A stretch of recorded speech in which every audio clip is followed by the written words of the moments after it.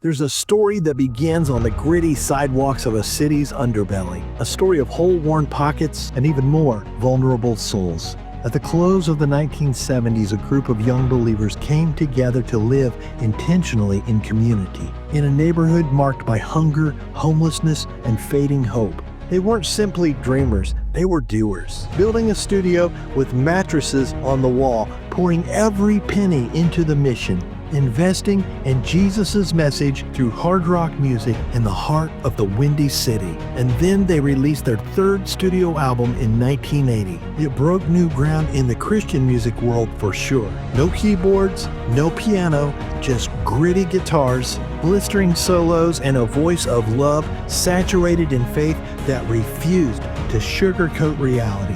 One track in particular cut right through the veil. Its writers, men shaped by late-night studio sessions and Sunday sermons. They felt compelled to shine light on the lonely and lost wandering through the concrete canyons. Picture this, a man with holes in his pockets and a hollow emptiness in his soul. He stands on the curb waiting, not for applause or fame, but for a real answer to the prayer of his heart. And then it comes. Not a voice booming from heaven, but a presence, a promise that that very city street is on Jesus' map. Every shattered life is on his radar. There's a moment in the lyrics. I was looking for some action, holes in my pockets and a hole in my soul. And then just a few lines later, the revelation comes.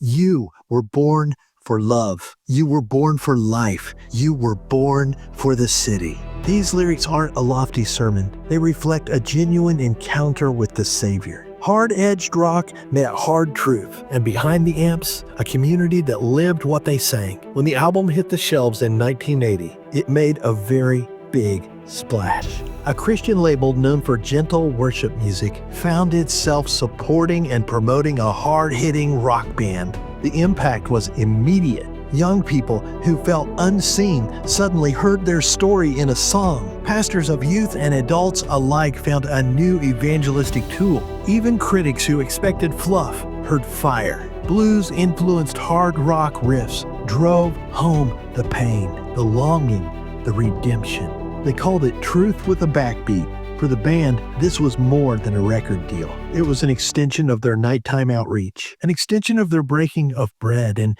bandaging wounds in alleys and in church basements. The band who recorded this Christian anthem of street-level gospel proclamation, Resurrection Band.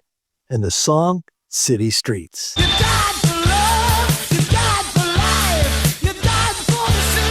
Dude, if you haven't listened to Resurrection Band in a while, and certainly if you haven't heard City Streets in a while, dive in, man. This is a rocker. It will rock you up for the King. Keep your eyes on him.